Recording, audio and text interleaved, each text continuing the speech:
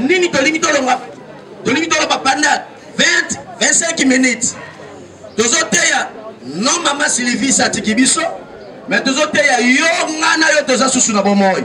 Afin que to milenge le pe mokolo na biso ezala malamu. Alléluia. Si je devrais demander de votre Timothée à ça de la service. Amen. Alléluia. Amen. Alléluia. Amen. Alléluia, amen, alléluia, amen, alléluia, amen, alléluia, amen. Yesu elongananga ye, asante. Ekimelo ya bana nalingi opamola nzambe oloba nzambe merci. La Bible dit l'homme n'est pas maître de son souffle pour les retenir sur la terre. Obeta tolo lobi ngai nalataka ngai bamona ngai naza arrogant mais tia là inaliwate qui que tu sois tu as besoin de Jésus. Alléluia. Que vous fassiez aux apôtres à Jésus. Yango banda ko lo bananzambe merci pour le souffle de vie. Le bananzambe merci pour l'opportunité au salinga sous la compter peut la sélectionner parmi les vivants. Na journal lelo to bonde na komba Yesu. Kolo to pambolio. To pesio merci Seigneur de gloire. To kumisio Zambe parce que yondo zamo keli ya pema parce que yondo nzambo sélectionner bato ba bika lisusu na bomo ina moko lelo. Topamboli Nzambe ezana makasi na biso te ezana ba force na biso te eza bongo na nguya na yo Yesu osalike lelo tokuta na susu yawe no makambu o esalike lelo tokuta na susu Nzambe na circonstance o pesi biso Zamba lola Nzamba bikamwa topesi yo merci tokumisi yo Seigneur na onyoso kelekakata o esika na kombo Yesu Masia banda kotika moment prédication na salobo kwa Nzambe. Loba nzambe alobela yo oyoka. Maloba nzambe bayoka kango partout na wenze. Na babis. Na barenio. Et na ba place abo ya matanga. Maloba nzambe. Yango to komisa yango. Parce que ça va lier de raconte ba mona nebele. Il faut quelque chose. Il faut ba âme. On nous va comprendre et va la sauver. Alléluia. Banda kotika moma message na salobo kwa nzambe. Potiki mo umba nzambe entre tes sentiments. Zambe wana lobela ye pendant 25 minutes to bonne na komba Yesu Masia. Kolo to kabi moma oya liloba na salobo kona yo.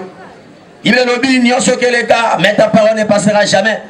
Zambe to kabi moma oyo Zambe yondo lobela biso. On lobeli malamu eza yo Nzambe. Enseigne biso Seigneur de gloire. Na media lelo na komba Yesu Masia. To bonne na kondima to lobi amen. Amen. Alléluia. Alléluia. Nani mokonzi. Nani mobikisi. Betela Nzambe wana maboko. Sans plus tarder, tant de télémissions prophète Ézéchias, azobu son rapport à maloba Nzambe. Beteli Nzambe wana maboko.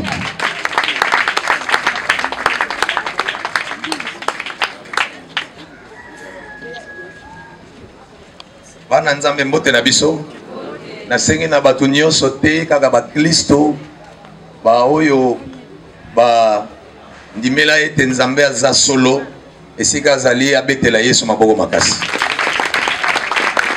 na bisika yonso uti oyo kabula mawa oyebaki Sylvie Diawaka yauka oyo kabula mawa piko consoler obali na ye bana na ye famille na ye oboye banaki esika ozali soko le belangai amen ya bien.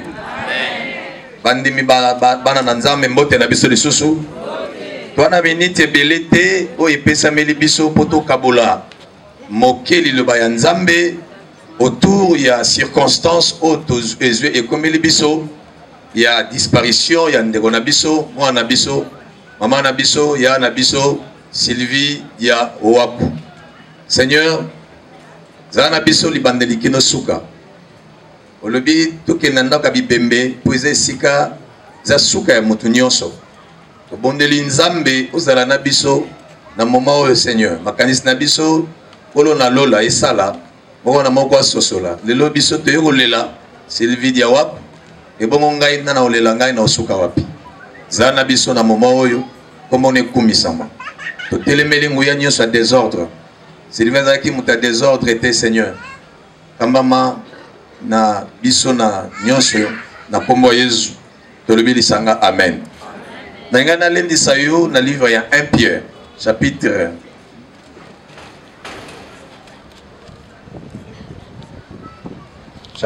2 na verset 11 Bible lobi bien-aimés, je vous encourage en tant que résident temporaire et en tant qu'étranger sur la terre à vous abstenir des désirs de votre propre nature qui font la guerre à l'âme et une bonne conduite, humilier les non-païens afin que là même où ils vous calomnient, comme si vous faisiez le mal, ils remarquent votre belle manière d'agir et rendent gloire à Dieu les jours où il les visitera. Amen. Paragraphe aux premières phrases, juste, il y a un verset, il nous exhorte comme étrangers. Ailleurs, il comme voyageurs. Alors, il comme résident temporaire. Donc, dans la version, nous sommes voyageurs. Les lots où le jour, il y a l'Iwa, il y a Maman Nabiso, Sylvie, il y a Wapu. Ils allaient qui terministes, c'est là où il s'est arrêté. Dieu souverain Elohim a décidé que Mukoloana Sylvie Asukawana na kombo Yesu. Est-ce que mon Christ est mort à Nangaya? Sokite kindoki la volonté ya Nzambe ekosamakaka na kombo Yesu. Bandoki na satana bana makasite pona kopekisa Nzambe mokeli ya nyonso atindaka bato na mokeli basala pona volonté na isala mate. Donc nous croyons, nous les chrétiens, que ceux qui maman wa lali boye eza volonté ya Nzambe. Parce que mona bakwe na ba immeuble bakufate. Monga na dina na mai na ngola na ebi nanjte na kufate. Na dina na mai ti na se na bima. Dieu souverain pas battre la rabattu, il n'a pas permis que je m'arrête ces jours-là. Voilà. Et c'est ce qu'on a eu la terminus naïe. Mais pour mes amis, mon nez, ils sont pas vivants. Moutouna moutou a réfléchi ça. Tant que vous avez bébé, vous avez par exemple dans le moment où au mital, pour nous donner 3 événements importants. Premier événement moutou, et ça vous botte à manaï. Et puis ça qui est c'est ma casse na famille. Dans ce moment, on a reboté, on a reboté 10 ans, 5 ans après le mariage. Dieu a intervenu. Maman a potamé. Ça amène une grande joie et une qualité particulière dans la famille. Nous avons un deuxième temps fort où ils allaient mariage. Ce n'est pas donné à tout le monde de se marier. On entend un bon ébélé, mais il est incapable de se marier. Il a l'argent, il a des moyens. Il a un poste de travail top. Il a une opportunité, un privilège, mais il est incapable d'aller déposer la dot pour récupérer sa femme avec les honneurs. Donc, et ça aussi privilège, ce n'est pas donné à tout le monde. Et troisième temps important, c'est le jour de sa mort.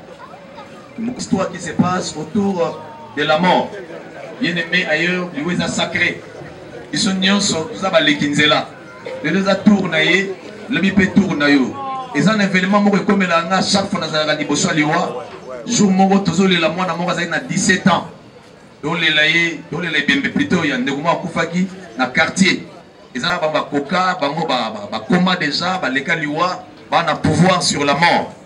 Garçon, on a aussi une aventure, on a une et pendant qu'on s'apprêtait pour aller déposer les défunts, la dernière demeure, on a un taxi, et on a Sima, qu'est-ce qui s'était passé? Moi, on a couillé. C'est vraiment un garçon robiste et lancé. à Kouyi, parce que gang n'est pas chauffeur, c'est vrai que c'est comme s'il y avait un démon ou un ange à aveugler chauffeur, à Kangi Mato, il n'est pas yokate. Taxi, tout ça, les taxis, ils ont écrasé. Garçon, on a sur place. À chaque fois, on a tellement de bébés, on a canissé sur ce événement, on a filmé, on a mené les cas. Bomonaye, Misa Biloko, à Koufa, on a tiré les squelettes, on a Katia Zamba, on a connaît à Zate. On a appelé Ngolo, au Koufi, Batoubaye, Batiki, occupation na bango, activité na bango, baye ko honorer yo, et ça aussi privilège. Baye rendre ba dernier hommage, ba samba flair, bazo kanisa moto avec beaucoup de respect, et ça aussi privilège. Bazo accompagner à kende na ba honneur, et ça peut privilège parce que mon arabano ba kufaka ya mitu minene wana benga banani ba simbi, banela ba moté, nana kolela ye. On a peur de pleurer autour de lui, de peur que asonga lisusu, akenda na ba injure. Cercueil ne faut pas mabanga et consort. Mais des soignants sont au télémina mawa. Na esengoto yebaki cette dame gentille, humble, avec une voix angélique. Elle nous quitte, elle s'en va, elle ne reviendra pas. Parce que l'Iwa est un chemin de non-retour. Retour interdit au pays. Ça veut dire que c'est quelque part, il n'y a pas de lien, de relation entre les morts et les vivants. Mais il y a des sortes de morts. Oh, des fois, première sorte, il y a l'Iwa, et sa séparation est corps na âme. Montakoufi, mais il n'est pas vraiment mort. L'Iwa, première définition de la séparation est corps na âme. Parce que c'est le corps, et ça permet de moto, âme, on a mon kiliabatu. Âme, il y a un siège à personnalité à moto. Corps, ça permet l'âme à s'exprimer dans le monde matériel, dans le monde des humains. Mais quand la mort intervient, et comme il peut sa âme à intervenir. Ça veut dire que nous sommes comme inerte, sans vie, sans mouvement. Mais son âme est là. Il n'est plus en relation avec son âme. Il n'est plus en relation avec le monde des hommes. Mais l'Iwa n'est pas moi bien. L'Iwa ya mabe, oh ya somo, ezali séparation ya motu na mokelinaye. Motu akabwanana mokelinayo. Moto atindaki na mokili. Mon ami, si la mort intervenait aujourd'hui et que ton créateur, moto asalayo, abengiyo, opesa rapport à tunio, nino salelenga na mokili. Quelle sera ta réponse? Réponse nino yo opesa. C'est comme cela tant que vivre chaque jour, chaque heure. Mon ami, mon frère, maman, il faut penser à ton créateur. Et lui ya pasi ya mabe eza okabwana na moto atindayo. Ozonga te bisika yo uta. To uta na éternité na mystère caché en Nzambe. Mais lelo soko kufi ozonga na mystère, ozonga pas Nzambe, to okende na colère ya Nzambe. C'est la plus grande question auquel une personne sensée, mutoaza na bo moto, à un moment donné, tu dois t'arrêter et réfléchir. S'il arrivait que Lelo s'est retrouvé dans la même situation, na Sylvie Diawaku, aucun wapi mon frère, aucun wapi ma soeur. Il s'est passé événement mokona na yoka ki yango, il s'est passé qui ngata na tanga ki yango. Il y a un frère qui était mort dans l'hôpital de Rwanda, c'est là où je vais citer. Frère on a Koufi Azaki magicien. Il était un grand sorcier. Il y a Batou, Aboma Batebele. Il s'est retrouvé qu'il a pris malade, très sérieusement malade. Il s'est retrouvé dans l'hôpital, il y a Wabaudouin. Voisin, il y a lit d'hôpital, il était un frère chrétien. Lui aussi, il était malade, très sérieusement malade. Bon, on va aller voisin ici. Et ça dit qu'il va couper dans le même moment, dans le même instant. Il s'est retrouvé place Mogobouina dans un terrain très vaste. Quand on va bimi, il va y habiter. C'est que frère Wana Wazaki magicien, abandonné là. Parce qu'il y a un monde nu. À Bolumbu, à Nelambate. À Tali Moninga Naye, le frère qui priait, il fréquentait des églises à Moniazagina, robe blanche. Les bonnes œuvres de juste. Frère Wana Zagina, robe blanche. Azaki très sereine, très calme. C'est comme si on osait là, Baya Rosoyer. Par contre, hier, le frère là, oh Azaki magicien, Azaki n'a pas désarroi. Qu'est-ce qui m'arrivera? Non, Kennewapi, non, Soukawapi. A Koufi brusquement, il ne s'est pas préparé. Alors, Malamontan va oser là-bas, mon voiture mogoye, et outil de nulle part, ouf, et bimi, il bosse na bango. Ah, on a deux anges.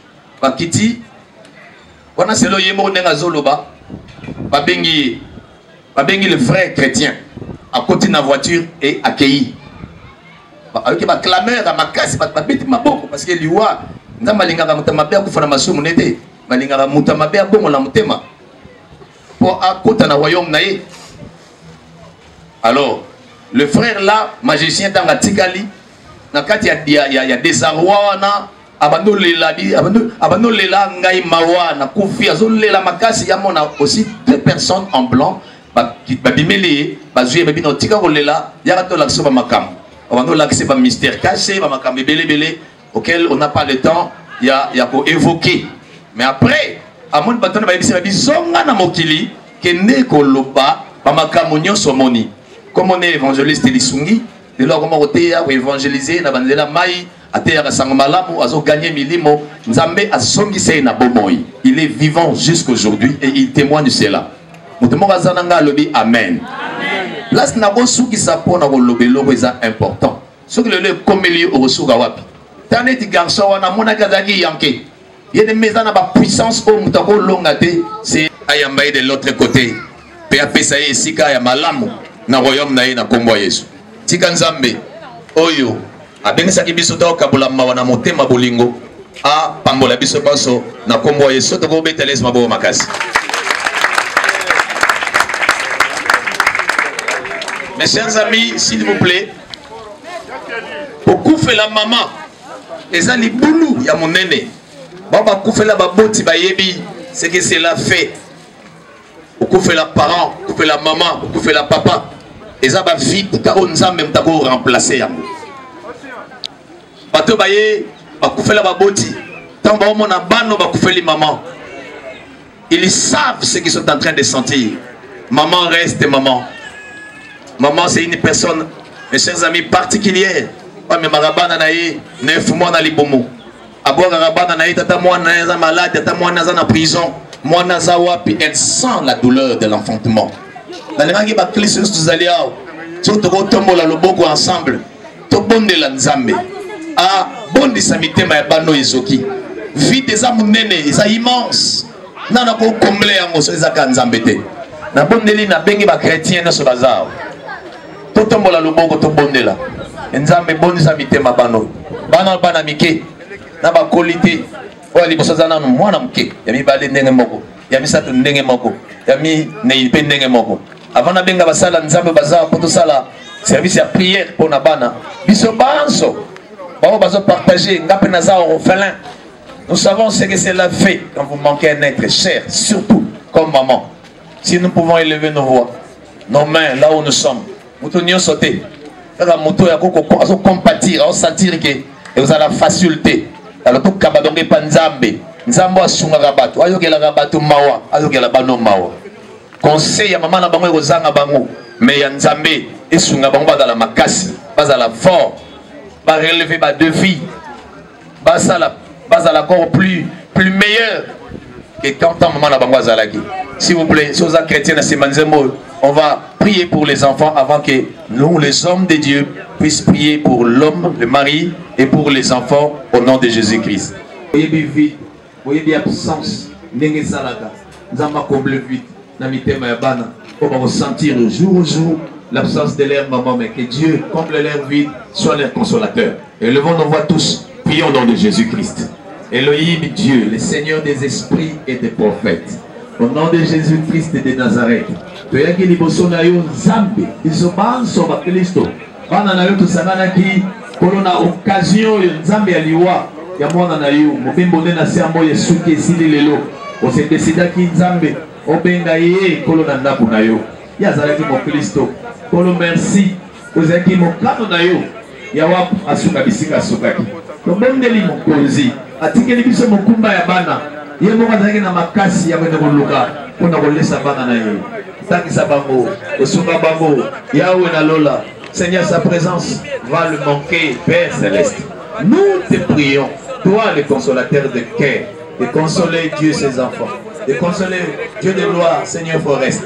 Console Kenikil, console Seigneur ta fille Trisha, console toute cette famille Dieu qui sentiront le vie de sa maman, soit leur consolateur. Et éloigne de la mort précoce, éloigne de Seigneur, de peine et de souffrance. À chaque moment, nous allons nous sentir yango. Olo na bomo yo mimonisa. Totondi poza na bomo. Na kombo Yesu. Isanga ba Kristo. Tobondeli. Nanga totele la kufa. Ya malamu tena ba boti ba kundaka bana na bango. Ça dit moi na komina abaye mikola rassasier le jour. Tout ce que nous kunda moto a numi et si a kubi a tiki ba koko ya tiki kokote. Ça veut dire quelque part azala ina na mikola kosa na sena moi. Babiloko yo tokufela ba gêne na liboto yo et se répondre sous na kombo Yesu. Alors tous les bonnes de la tôle refuser yango. O azamwana na nzambe asangana na ngana losambo yo. To bonne la mukolo boso mukolo mususu koyaka. Toya iban meto kuta baka nde akena akoti na mabele. Mais lenge soute na kombo Yesu Kristo. To bondeli to sengi nzambe sa mabongo na kombo Yesu disanga to bondela nzambe. Polo to bondeli. O batela libota o sembola loboko. Yawe na bibele kolo na nguya nyos sembola loboko na liboto yo bilenge bakola bilenge bakoma mibange yawe soki to kosongao mbala ya sima kolo na lola izali lengete izala mpaka kwa bayi mikolo na se na moi nde ya kende eza malamu te na libota kolo na nguya baboti bakundaka bana bongo na okunda moboti yawe na nguya nyos telema obatela bilenge nyos libota oyo telema pe batela bango na moi na butu pe na ngonga yonso kombo Yesu Masia nde lisanga to sambeli pe basantu banso tolobi amen. Biso basali ya nzambe to telemaki awa tokaki tosala une main service à prière oyo eza cérémonie moko importante mpona totika bana na se ya loboko na nzambe pe tosala prisme ya lien nyonso bande olie les enfants ainsi qu'avec leur maman, le mari aussi avec son épouse qui ne sera plus de nôtre. Donc on va ça l'ensemble tout au pour ça là pene et le mon pasteur les airs au bon de là pas na nyonso s'il vous plaît ceux qui beaucoup sunga biso bandeko pour ça la service na biso to bengi ba na nyonso mowe ibaya atelema pour tout ça la losambo ya kokaba bango na selo bo na nzambe pe kokata singa lonso na kombo Yesu.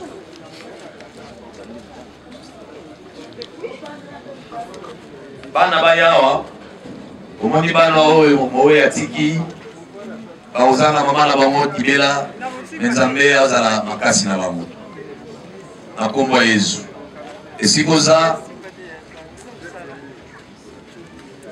suiga otombola loboko no tamso do sambela basana bozingi bango tamso do sambela pour sambela sala no prière mabete parce que to yebi na to zana bango to zana maîtrise na bango te mais sala prière motema malamu pour la bande na kombo Yesu Kristo pasteur Eliezer abando sala prière il y a prisement bongo biso no sopeto tamso sambela à haute voix sopeto sambela zo dédié bana na sa contrôle ya makila Yesu nzambe a azala na bango bazana ba jeune bazana besoin nzambe futur eza mulai mama ozanga bango mais ba ozanga nzambe te so za chrétien tombola ka mungomo na yo wakela biso lo sambo pona bana bakoma ba ministre bakoma ba grande ba bimisa mbuma yango akosa ki bana na bomoko na bolingo et bimisa mbuma na kombo Yesu Kristo isanga to bonde le nom de Jésus et na ilona na osana nzambe pasteur Eliezer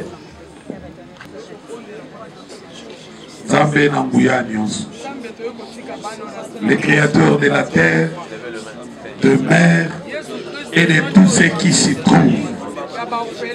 Seigneur, Namaboko Nayo Nazali Kotika Bana Oyo Mine, 3 filles et un garçon.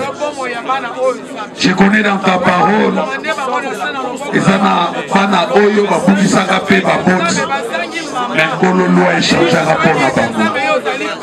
Na kombo na Yesu Kristo nakabi bana omine na maboko na yo bombisa mitema na bango bana oyo batambola na se na makolo na yo bana oyo bakangama batikala tashe na liloba na yo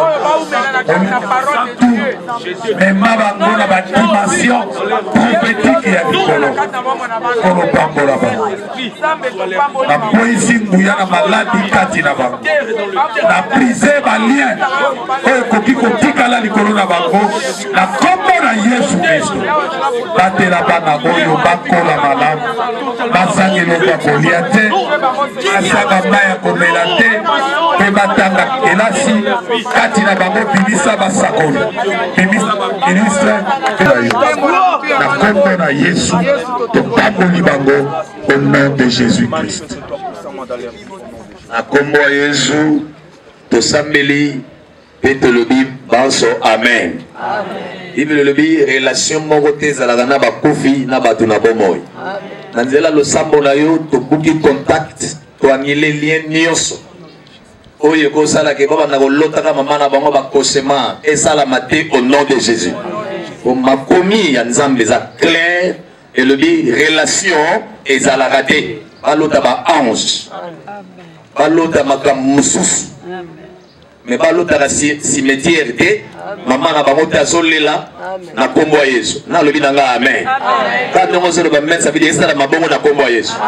Bano banda lelo to kati relation na maloba na le sang basali awa entre celle qui est morte et ceux qui sont encore en vie. Au nom de Jésus. Alors écoutez les misavons la télémi et sili relation exate bokola bokoma bato minene bopambwama consolateur munene eza Nzambe. Eza na bato bakotika na bango bino kaka na matanga bakokende na bango bakobosana na bango ediawaku atiki mo ana bakobosana mais pasteur alobi Nzambe azala na bino botambola na bino na Nzambe otala te go mama leki o te nasungaka nga te asala nga boye te papa otalela Nzambe toyebi ce qui se passe des fois bafamille ezalaka kaka efficace soki mokolo na bango azali so mokolo na bango aza susu te toyebi makambo ndenge elekaka toyebi yango ndenge elekaka ngai nazoloba awa naza orphelin.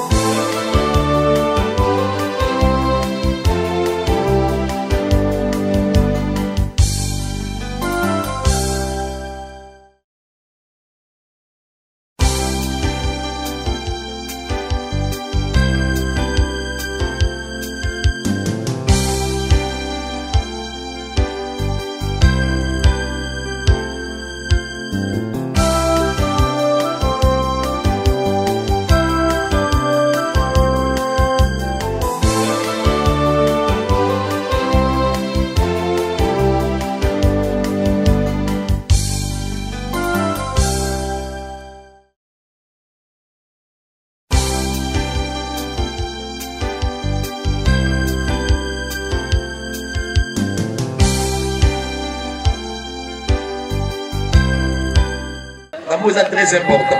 Tout le monde a battu na simaliwa bande ko makambe sala maka. Akomo mona moyi, akomo na moyi pa kufi. Souci ya malamu ko zala pa na papoy yango. Et pa ya bana, eza prière au tosa. Tout semble la pona e. Liez à la té. Nzamba batela ya bomba e. A consoler ko perdre moi si eza vide ya munene. Quand on a coupé la tête, pas soyez ma beauté. Tout le monde est ensemble. Quand on a consolé papa, Abomba ya batelaï, Péa Kata Singagnos, contact Nios, prions au nom de Jésus-Christ de Nazareth. Seigneur Elohim, éternel tout-puissant, à Komola Yesu, Toyenzame pour présenter, Seigneur tout-puissant, notre soeur, Papa Moïse Mateta. Nous venons, Dieu, en vertu de l'autorité sacerdotale que tu nous as conférée, déclarer fini la relation entre Mateta Moïse et Sylvie Diawako. Plus de relation entre vous, Mateta vivant, et votre esprit qui est mort. Au nom de Jésus, te déclarer na komwa Yesu. En vertu de l'autorité sacerdotale, on a fumé na se et fumé na likolo. To telemina la sainte et to kangi na komwa Yesu. Si le vitina na mokila bakufi.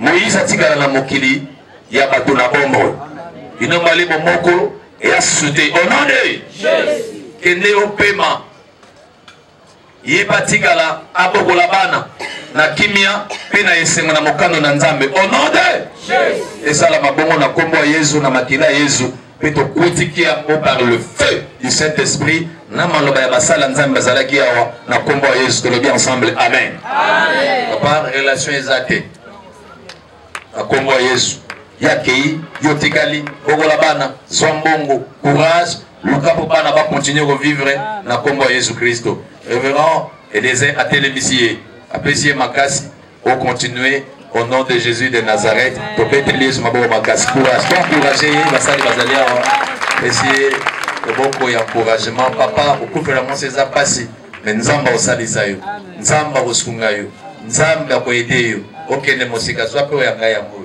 atombeli yo makasi okende mosika zwa mbongo ebele obokola bana na mokano na nzambe au nom de Jésus merci beaucoup tolingaki toleka mbala moko na lecture biographie ezala lu par qui par le révérend pasteur Eliezer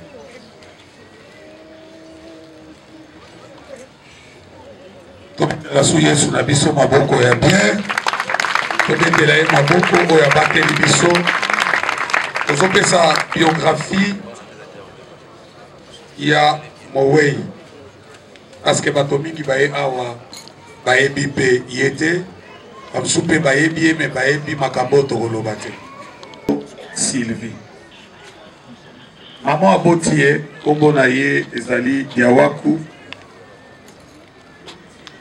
mpe papa aboti ye kombo na ezalaki Muzinga Julien bango mibale basi bakufa abotama na Kinshasa le 20 octobre 1972 azalaki marié azalaki na mobali na ye otobondeli mpo na ye papa Mateta Moïse atiki bana minei basi misato pe mobali moko ye azongisaki molimo na ye epai na nkolo mokolo na le 24 juillet 2018 pe akozala enterré na Kikole lelo mokolo na biso ya le 10 août le 11 août 2018 si oyo ezalaki biographie tosi tozwi déjà bakombo mpona dépôt ya gerbe de fleurs mais mpo tosala makambo mbala moko tozoleka koloba ete soki eza na moto oyo mama Sylvie azalaki na niongo na ye to yo oza na niongo na ye pendant que nous sommes là nous vous demandons s'il vous plaît oya awa se manifester devant les gens et puis t'orienter yo na famille parce que soko toke ko enterrer yo ye après 2 jours à moins qu'on a sate soki ozawana okoki kozwa courage ya koya ke ngai mama Sylvie azaki na nyongo nanga to ngana azaki na nyongo na ye deuxièmement ozo profiter pour na koloba mo ya famille bakulutu ya famille balobi ete na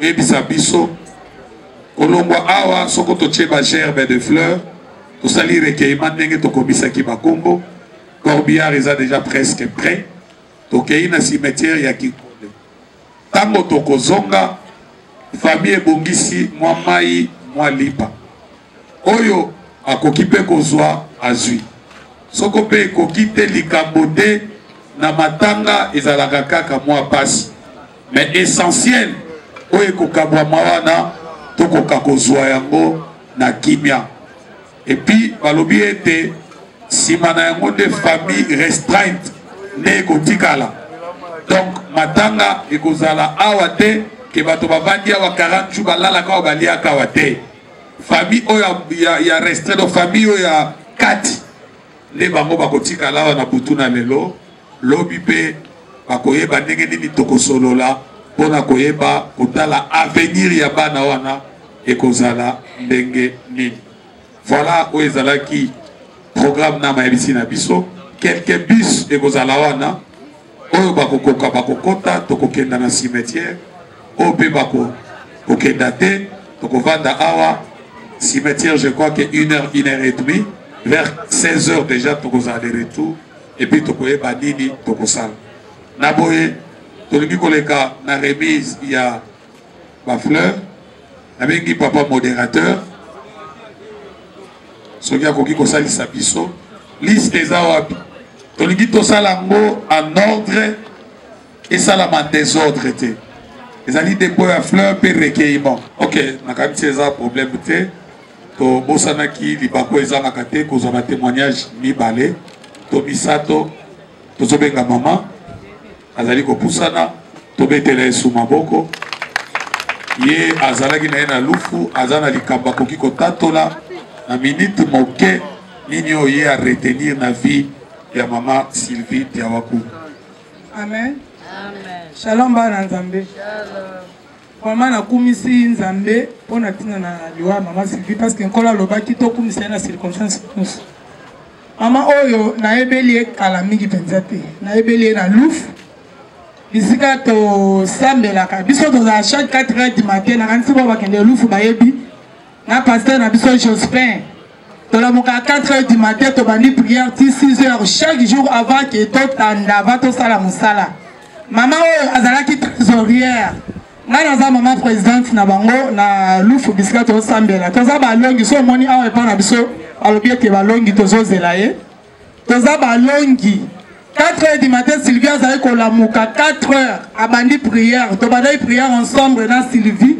Yene mutu azali kosimba bango mbongo makambo nyonso sima ya mokambi à tout moment azali toujours sima pasteur Jospin. Vraiment na yebite natikali komona mama mabe ya mama oyo te mingi balobaka ete koko témoigner pour l'âme na moto soki akufi mais oyo nga nazo témoigner eza vrai eza te po ete akufi Sylvie azalaki mwana mwasi moko ayebi komikisa liboso na biso bamikolo ayebi komikisa liboso na basali na Nzambe na mutu nyonso azalaki nzinga na ye tika ete molimo na ye epema na kimia parce que asalelaki Nzambe ye témoignage ya malamu na pesi mpo na ye olo azwa lokumu etela Nzambe wana mabo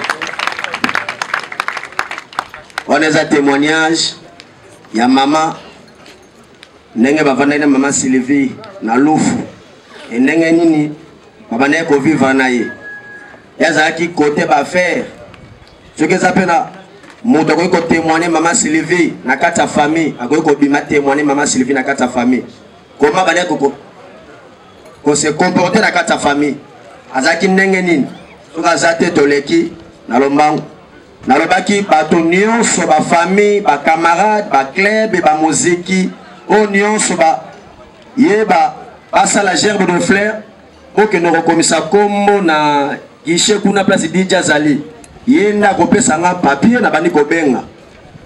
Alléluia. Merci.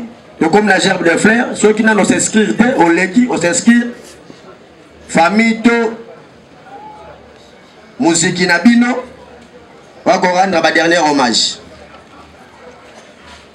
Merci.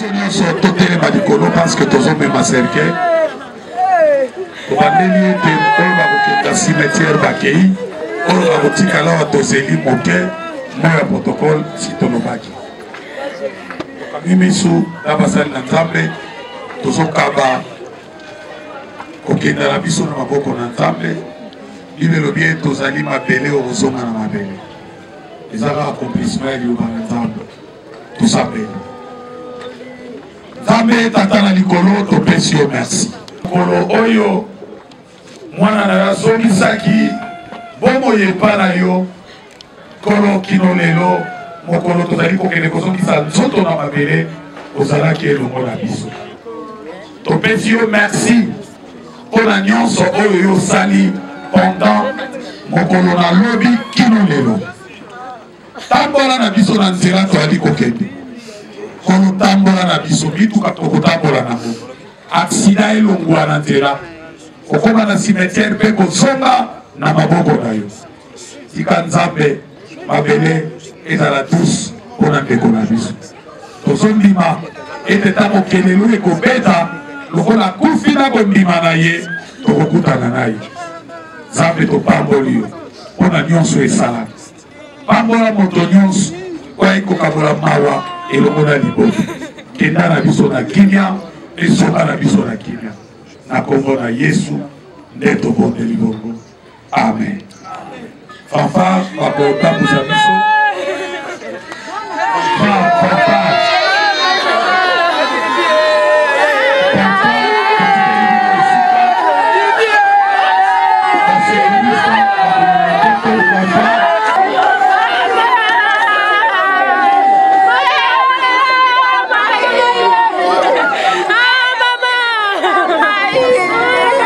Vous avez fleur aussi dans ma bête.